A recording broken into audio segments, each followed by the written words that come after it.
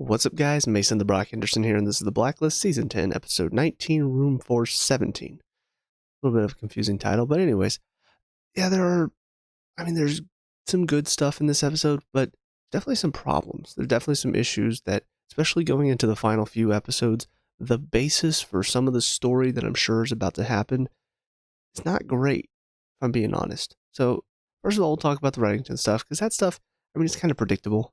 We already dealt with the Morgana Logistics Corporation where, hey, this is a business that seems like Reddington might have used it in the past. And then we find out it's actually his.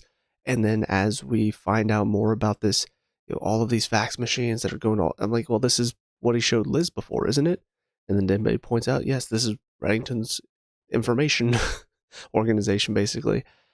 It was pretty predictable, especially, the big clue that should have given it away is after he calls Cooper, and Cooper tells him that they're about to get there and arrest the people. Those people are like, hey, people are on the way. We got to go. That should be a pretty obvious clue there that Reddington is the one that set this up so that the team could break down this whole information gathering. I don't... The one thing that's keeping me interested in this, the one thing that has got my interest the most out of all the stories, is why is Reddington doing this? Again, in my mind, we know he was dying at one point. I still don't remember what happened with that. I feel like anybody who remembers past one season should remember that he was on the verge of dying, which is why he was letting Liz take over for him. But it feels like the show has forgotten about that.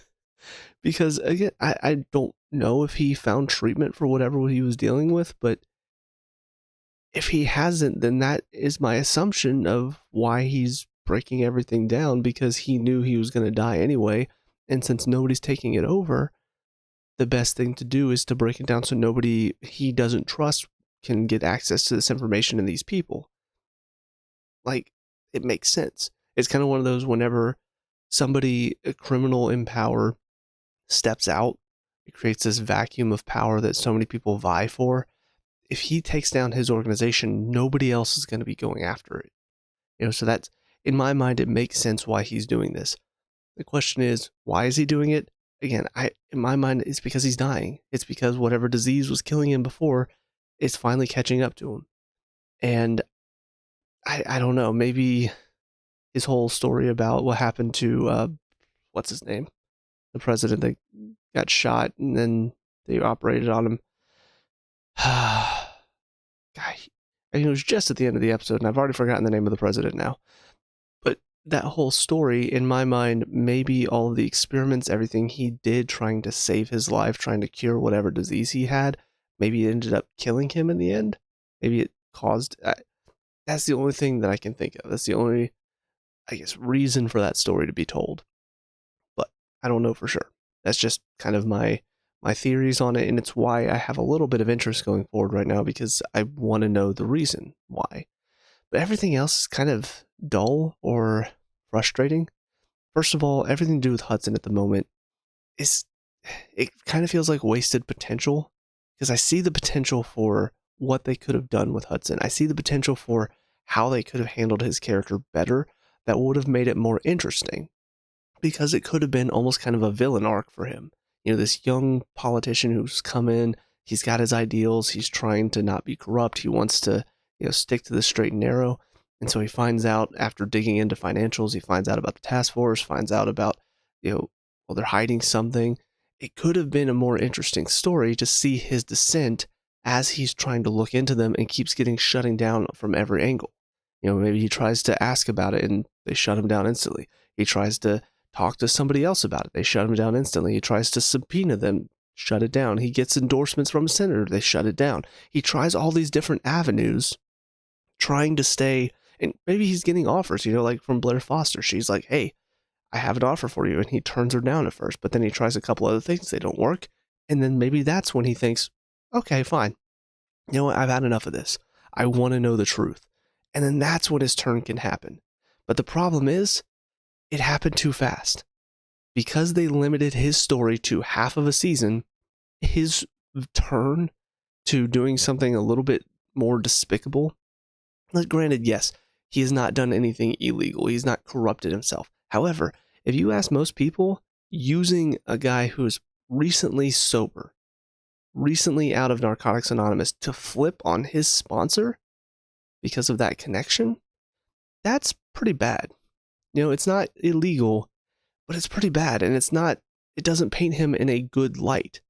So I feel like that could have been the turn. That could have been the moment of, he's not corrupting himself, he's not breaking the law, but he's doing something that's not good.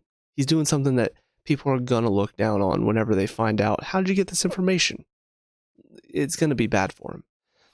But the problem is, he finds out about the task force, he tries to look into it, gets no responses, he gets Senator Dorff's help, they shut him down, and then now he's instantly gone to, well, let's basically not blackmail, but let's use this guy who is vulnerable, he's emotionally vulnerable at the moment, let's use him to flip on his sponsor, a guy that he trusts.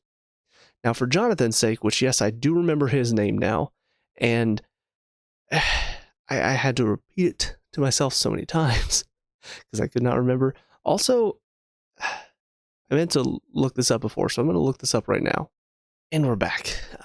Thank goodness I can edit these videos now, because I meant to look up this guy beforehand, because it was in this episode that for some reason something clicked in my mind. I'm like, I do recognize him. He does look familiar, but apparently he's kind of one of those actors that's been in almost every type of TV show. So apparently he was in NCIS and Criminal Minds and Psych and a bunch of other stuff. So, but for Jonathan's defense, though, because I did talk about, I think in the last review, how I felt like his turn on Wrestler was a little too quick. To be fair, I mean, he is in a vulnerable space right now. He is recently sober. He's not doing great. He's doing okay. He's gotten a bit better. We do see that moment with Wrestler. Can't remember if that was the last episode or the one before, but that moment with Wrestler where he gives him the chip and says, you've helped me through a lot of this. He is in a better place, but there's still that emotional vulnerability that as soon as somebody comes in with some bad information, like what Hudson has come in with the idea that Wrestler is not trustworthy, that he's working with somebody as bad as Raymond Reddington, that moment, it can be enough to put him off and make him not sure of what to think anymore. And while it is quick for somebody in his state of mind, it's not completely out of the realm of possibility. So my issue is more so with Hudson using that vulnerability, using that uncertainty to his advantage. And again, if this were part of his villain arc, where this is the dark thing that he does to get what he wants, fine, but make it more of an arc, not so much a cliff fall, basically down into this darkness. So that's my biggest frustration there. And I think most of it is just, they could have taken more time. Maybe introduced him while the Wu Jing stuff was going on, but he's not as big of a threat because he's trying to do stuff by the book. And in this world of what Reddington and what the task force do, doing things by the book doesn't really get you any answers. So then maybe after everything that happens with Wu Jing, maybe Reddington accidentally does something at the post office that he doesn't realize opens up a door for, what Hudson's trying to do. I think that could have possibly led to maybe he's tried so much to get into what the task force is doing, to look into it, he's getting no answers, and he's about to give up, and then whatever Reddington does after he killed Wu Jing and deletes all of the files, maybe that opens up a little bit of a sliver. And in that moment, that's when Hudson realizes, wait, I'm onto something. And then he can start really going into, let me try to get somebody else's help. That doesn't work. Let me try to do this other thing. That doesn't work. You know what? Fine. Blair Foster has some information. Let me ask her. I just feel like that story would have been a lot more impactful instead of just, flip on him.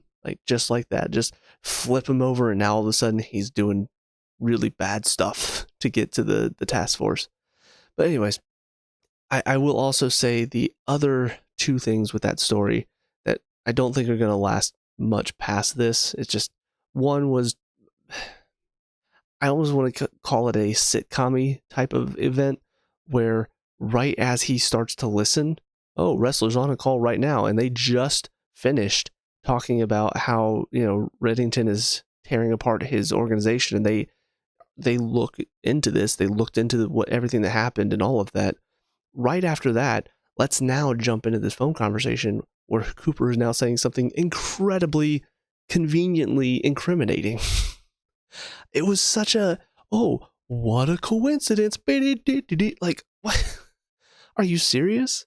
You couldn't have just had it where the phone was tapping this entire time. It was listening in to every conversation, and maybe now he's like, all right, let's scrub through it. And so they start to hear all of this stuff, and maybe for some reason, like, just that moment comes up, or maybe he scrubs ahead. It's like, none of this is useful, and they scrubs ahead and then hears treason. He's like, wait a minute, go back. And then they hear it out of context or something, but just, okay, now we're going to listen in. Oh, what a coincidence. Cooper just said that they're committed treason. I've got them now. It felt so stupidly convenient that I don't know.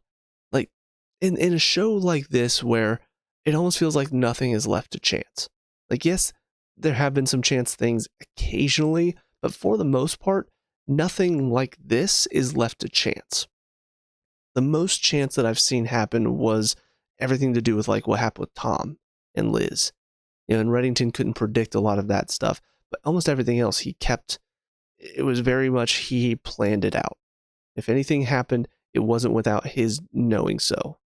So for this to happen, for this to just, oh, well, just by chance, he happened to listen in a perfect time, it felt lazy to me. And again, these writers have not shown themselves to be lazy throughout the years. Now, granted, again, could be different writers. So maybe this new team that they brought in, if they did bring in a new team for the last season, maybe they are lazy. It feels lazy from them. It feels like, well, we need Hudson to get this information somehow, so let's have him conveniently listen in right at this perfect moment. I'm not a fan. I'm not a fan of how they handle that. Also, weirdest direction choice in my opinion, but somebody okayed the acting choice. And I don't know if, I hope this was the choice and not just how this guy talks, but the NSA agent that was helping Hudson, somebody okayed that. Somebody listened to that and said, hey, you know what? That sounds like a real person.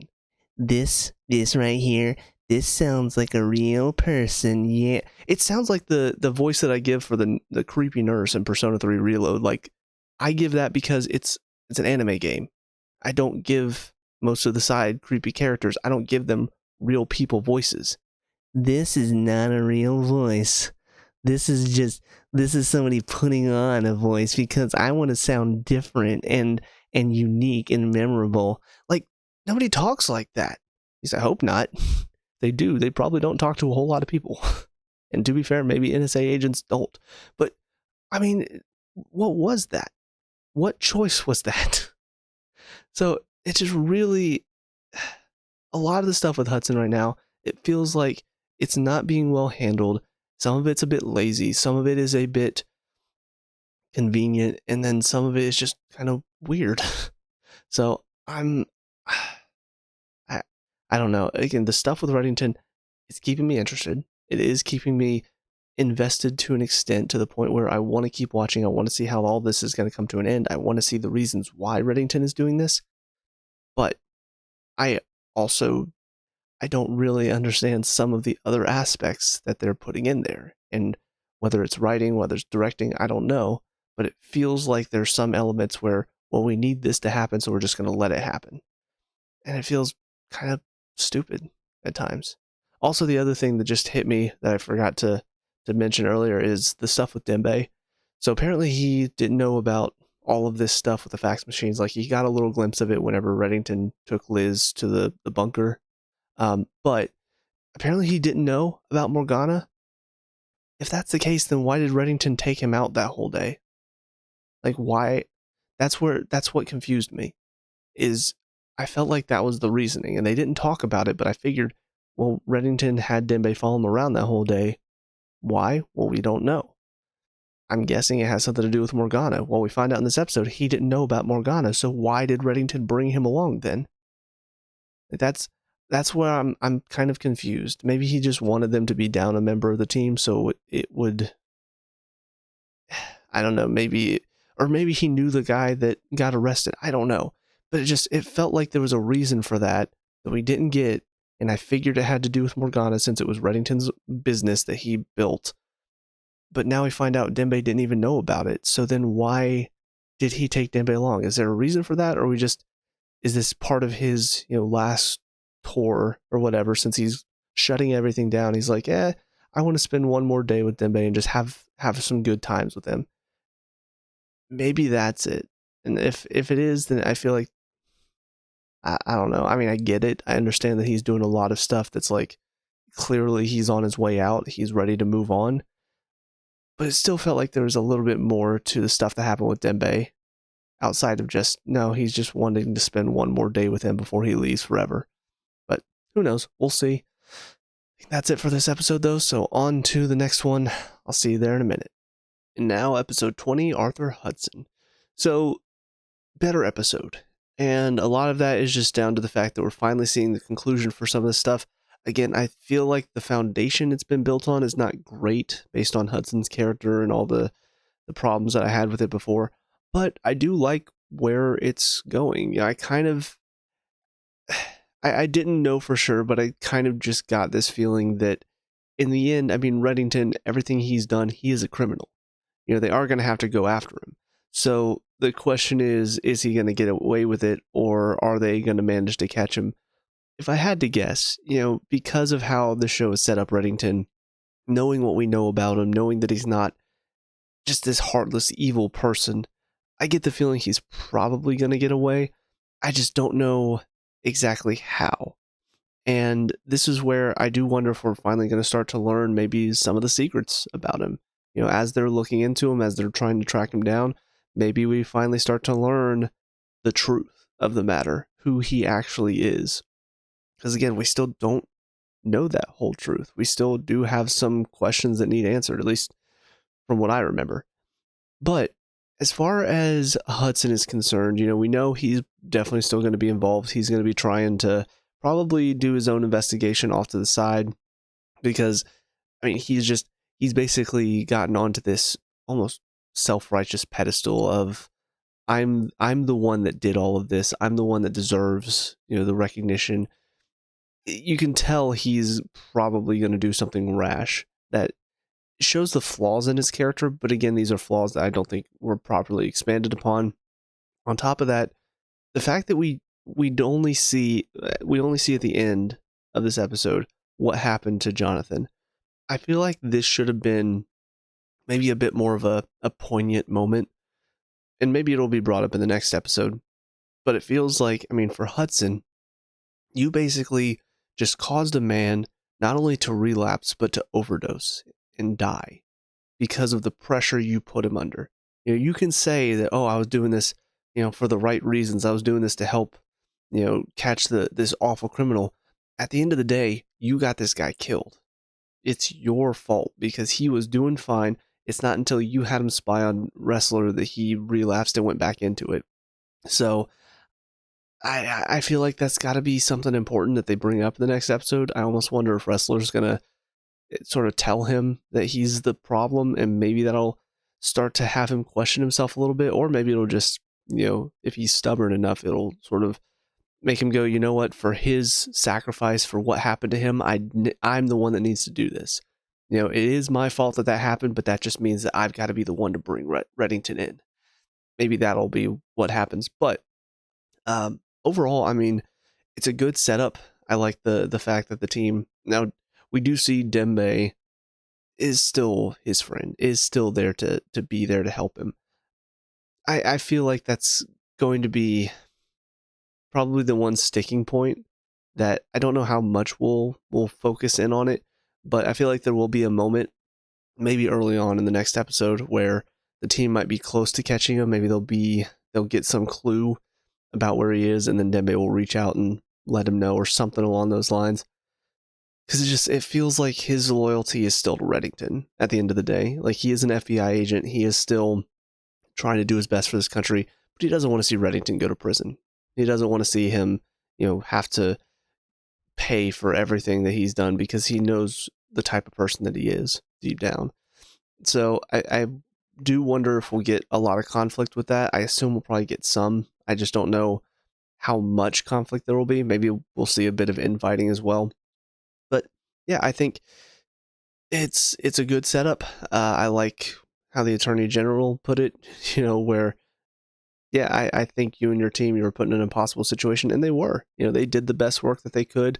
It's not like, I mean, Wrestler for sure did not like Reddington for a majority of the time that he worked with him, but he saw the results, and those results were enough to keep him okay with the whole situation.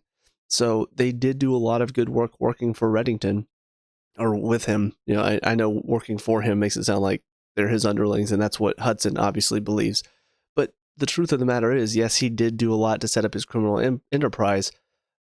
But again, we know Reddington. We know the type of person that he is as the audience. We know that he's not this wholly evil dude. He doesn't just kill innocent people. He's ruthless, and he is a criminal, and he has done a lot of pretty bad stuff, but he's not one to, again, kill innocents, harm innocents. He doesn't want there to be collateral damage. He wants to keep everything running smoothly.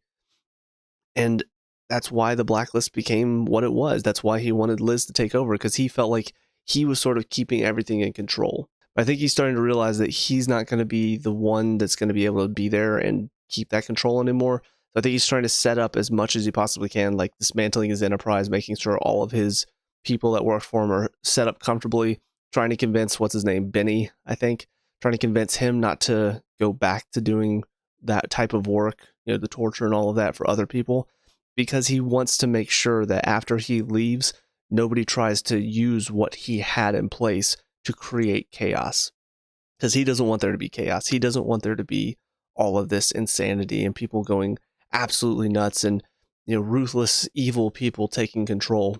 And that's just, maybe I'm wrong about that, but that's where I'm seeing this going. That's what I'm seeing from Reddington, is he's trying to make sure that after he's gone, the world does not suddenly just devolve into chaos. He's been able to keep evil people from running the world for the most part. And so now he's got to try to do his best to make sure that that still doesn't happen in his absence. And yeah, that is a little bit of an egotist problem, but at the same time, he did do a pretty solid job of making sure a lot of these evil people were kept in check when he was in power. So yeah, I think I'm excited.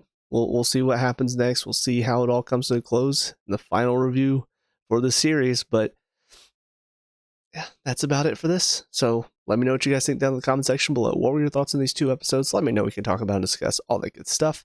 Leave a like and subscribe for future Blacklist reviews. I'll see you guys at the final review of the Blacklist. Until then, I hope you guys have a great day. I'll talk to you all later. Peace out.